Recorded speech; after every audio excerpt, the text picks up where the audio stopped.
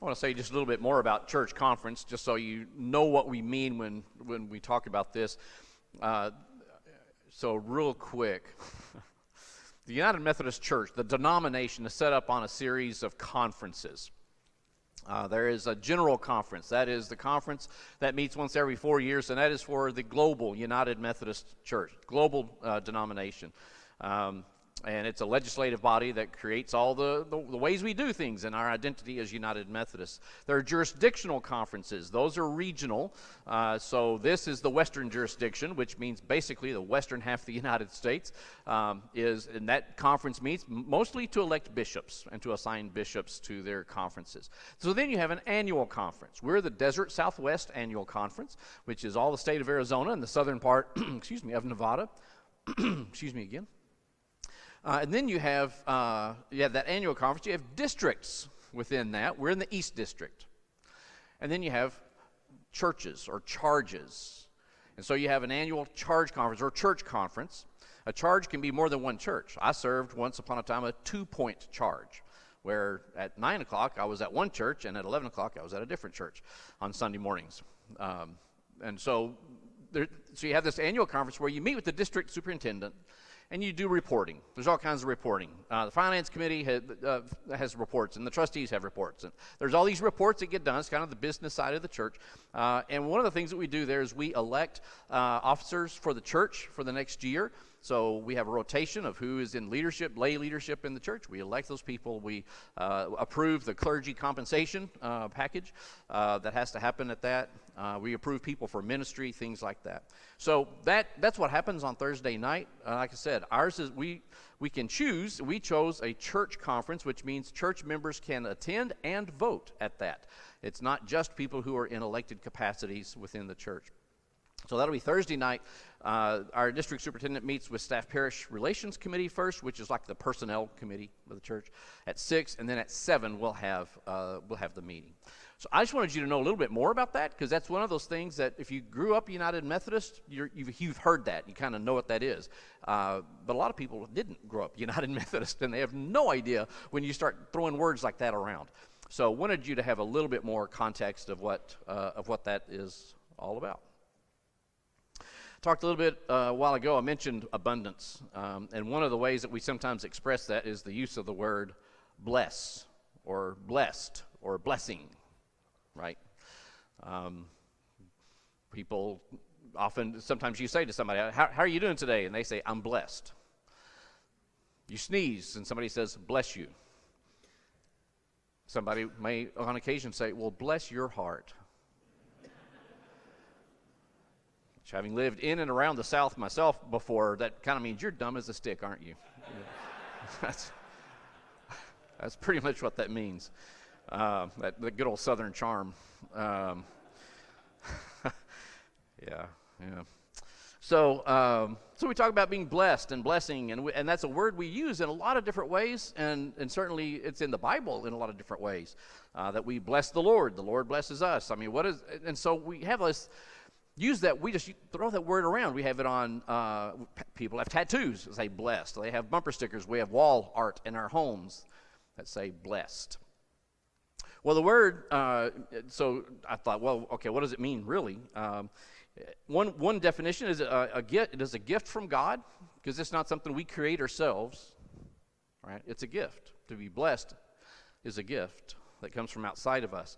It's a gift from God which gives benefit to us, spiritual or temporal. In other words, your lived life, your tangible lived life. Another one I found was it is God's actions toward us. God blesses us through God's actions toward us. To bless means to bestow good for us. And certainly, here in just a little bit, we're going to look at just a couple of verses from the Beatitudes in Matthew chapter 5, part of the Sermon on the Mount by Jesus. And in that sense, it talks about God's people being blessed, and it's like God's people enjoying God's love and blessing. That in a sense, we live in a state of blessing. It's not a one-time thing. It's not I'm blessed when things are really great, and when things are not great, I'm not blessed. Sometimes people talk about, I'm living in a state of blessing now. Well, if I read the Bible right, that means all the time for us. whether we're going through great times or whether we're going through difficult times. We live in a state of blessing, that God has bestowed good on us. God has gifted us with God's grace and God's love, and God's grace helps us through times of difficulty. God's grace doesn't leave just because we're going through tough times. So Jesus also discussed going through times of difficulty in the Beatitudes. And that's those early verses in chapter 5 where it's, blessed are those who, fill in the blank, they shall, fill in the blank. So it's this long list of things, and generally it's talking about people who are going through difficult times. For they shall have something positive. So here's one. Blessed are those who are persecuted for righteousness' sake, for theirs is the kingdom of heaven. See, that it's a perspective. Living in a state of blessing is a perspective, that even though you may be persecuted in the now, but yours is the kingdom of heaven.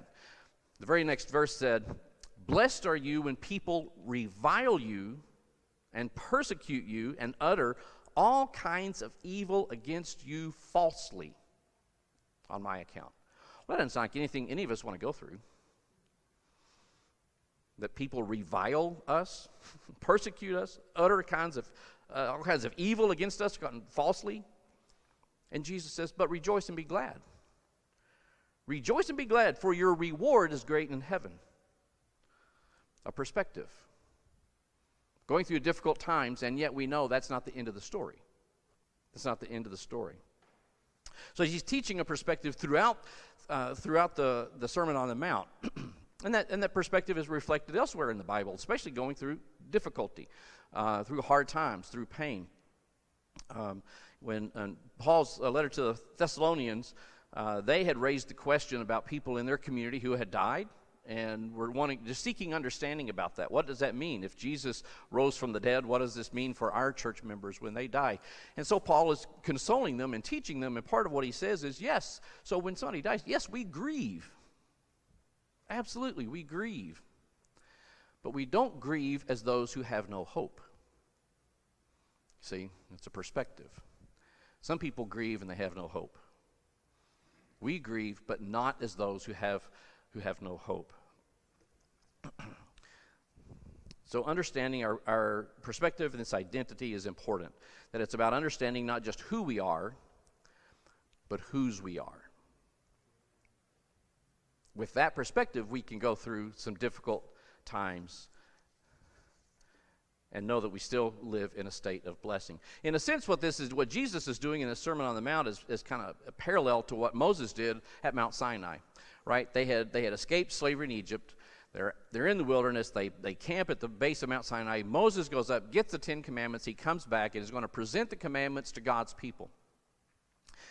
So, but pause. Think about that setting. I said a while ago, sometimes God's people were in times of poverty and destitution. Well, this is one of them. They didn't have a home. They didn't have money saved up. They didn't have food stored up. They didn't have that stuff. And the first thing that Moses said when he comes down is that speaking for God, saying, "You are my people whom I delivered." He's expressing, this is your identity. This is who you are, and this is whose you are. You belong to me, God says. I delivered you from slavery. And so, because of that, here's what that life looks like. It's a perspective. We often think of the commandments as rules. You can check off or try to erase part of it or something. But it's a perspective. Wisdom writing in the Bible is about a perspective, which is what we've been talking about through this whole series. Having this perspective of that we are God's people and that God will be with us and that God has already blessed us. In fact, that goes back even further when you go all the way back into Genesis, when God decided that God would set apart a people to be God's witness of God's goodness and God's glory throughout the earth. And he started with Abram. Later the name became Abraham. And he started with him. And he said he would make of Abraham a great nation. And he said, and I will bless you, and you will be a blessing to the world. You will be a blessing to all the families of the earth. You blessed to be a blessing. So it's not just being able to say, I'm blessed. I mean, that's great. Okay, great. We're blessed in order to be a blessing. It's a perspective to have. So God blesses us. But sometimes life is hard. Sometimes life is hard. And we go through tough things. I mean, all of us have been through things in our lives, sometimes more than once, multiple times in our lives, that we ask that eternal question, why? Why? Why did that happen? Of all people, why did that person have to get cancer? Why did that child have to die? Why did this? Why that? We struggle with those times.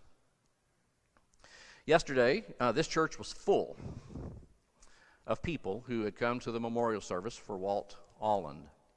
I did not have the privilege of knowing him, but many of you were here yesterday. Many of you did know him.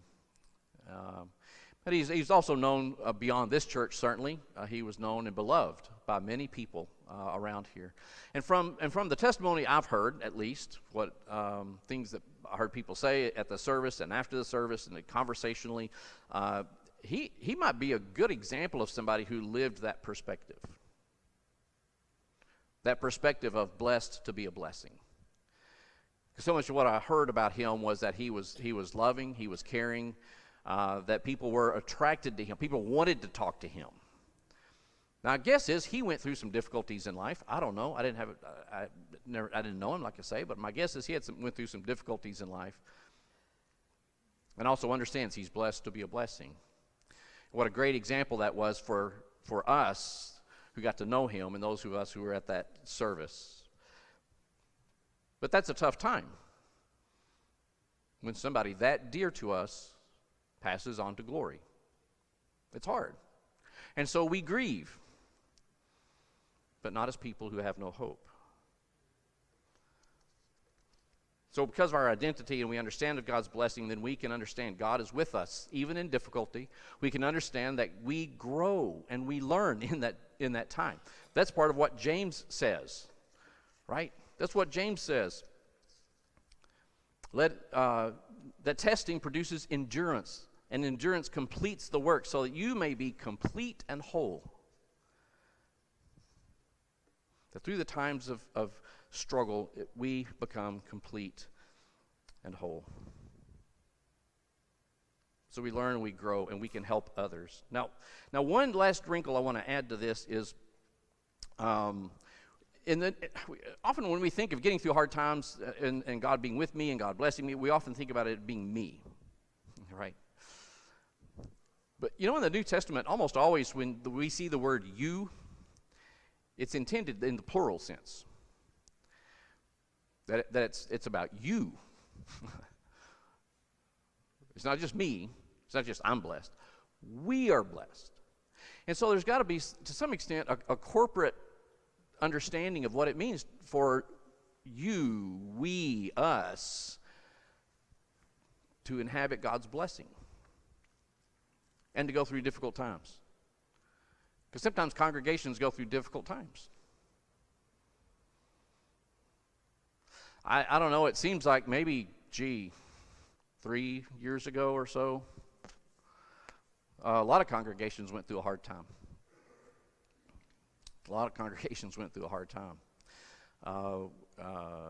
It was hard to know what to do during the pandemic. Believe me, it was hard to know what to do during the pandemic. And unfortunately, the posture a lot of people took during that time was not one of, well, you know what, we are blessed to be a blessing. And we're in this together. Let's figure out how we do this well together. It became very divisive, right? Most of you know I moved here from Texas. It was just as divisive in Texas as it was here, as it was in any other state in the United States. And it was a hard time. It was a really hard time because it began to be a time that we focused more on what are you doing to make this right, than it was, how can we be a blessing to others? And I'm reflecting on my own experience. I'm reflecting on my own experience. I'm not talking about any other pastor or church. I'm reflecting on my experience. It became very hard. And part of that's because we had never been through that before. I mean, the Spanish flu of 1918 was the last time there was anything like that. And so none of us had really been through that. I guess one of my takeaways, I mean, if we're going to grow through those times, I mean, I've reflected on that. What if next year something happens similarly? What would happen? What would my perspective be? How would we work together to? And I think for me, I'm just speaking for me. I would have to look at it from the standpoint of God has already blessed us, and so how do we together figure out what's the next right answer? Knowing there's going to be differences of opinion, just like there is on everything else. Just like there is on everything else. But that God wants the witness of God's people to be seen even in a time like that. That was a hard time. And a lot of churches still they're not the same. And some churches will never be the same after going through that. But that'd be true in our lives, right? There's some things that all of us go through personally, that sometimes you go through that and you're like, I'll never exactly be the same after that because of how deeply it affected. And yet, we live in a state of blessing. That doesn't mean God has abandoned us. It doesn't mean God caused the pain. It just means we live in a state of blessing even though we go through these times. That's the 23rd Psalm. Even though I go through the valley of the shadow of death. Doesn't say you walk around, you avoid it, you go around it. No, when we go through it. So we go through these hard times, and we live in a state of blessing so that, as time goes, you'll hear me say that a lot. So that, so often when somebody says, well, I think we should, whatever it is. Okay, so that, what's the end result we want to get to? Going through a hard time? Okay, so that we learn and grow to be a blessing to others in new ways. Paul reflects on this in 2 Corinthians where he says, blessed be God the Father of our Lord Jesus Christ, who consoles us in our affliction, so that we may be able to console those who are in any affliction with the consolation with which we ourselves were consoled by God. Blessed to be a blessing. That God consoles us in our affliction, so now we can comfort others in their affliction.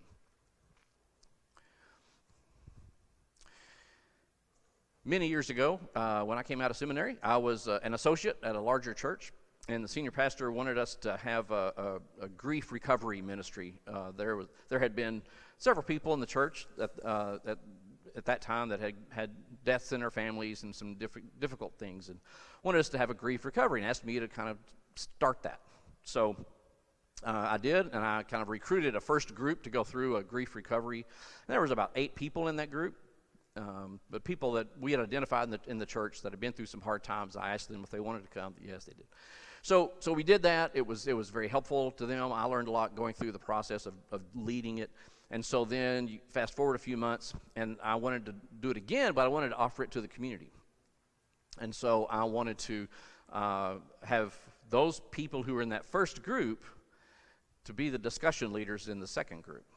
Because we were going to publicize it, and we ended up with about 35 people that came. So I told them, I said, I'll do some of the teaching pieces of it, but then when we break out and have some discussion, I want you to lead the discussion.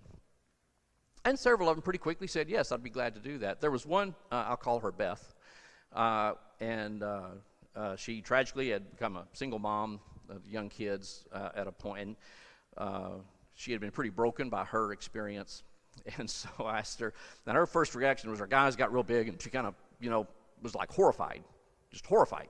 No, I can't do that. I can't do that. I can't, nope. And so I said, well, I think you'll be better at this than you think you are. And she said, I know I just can't do it. And I said, well, I'm not going to try to twist your arm. would you be willing to come to the first session? Just come to the first session, be in a group. I'm not asking you to lead the group, just be there. Just be there. It's all you need to do. Would you be willing to do that and see? And she said, yes, I'll do that. So at the end of that first session, I said, well, how'd it go? And she said, okay, I'll be here next week. All right. So slowly but surely, she got more and more involved, and then eventually said, I think I want to help lead a discussion group. Okay, so she did. So after the 8 weeks, I think it was, that we did all that, she came up to me after that last session, and she said, and she thanked me for asking her to do it, and she said, I didn't realize how much I had grown. I didn't realize. I saw myself as somebody who was just completely broken, and I had nothing to offer anybody. But I sat there and talked to these people, and I realized, that's where I was several months ago. And she said it gave me that perspective of how I've grown through this time and how God has helped me to heal through this time. I just didn't see it. We go through hard times. Individually, collectively, we go through hard times. But we do so while living in a state of blessing, and we do so that we learn and grow. Because God is with us. God does provide guidance and healing for us in those times, so that we then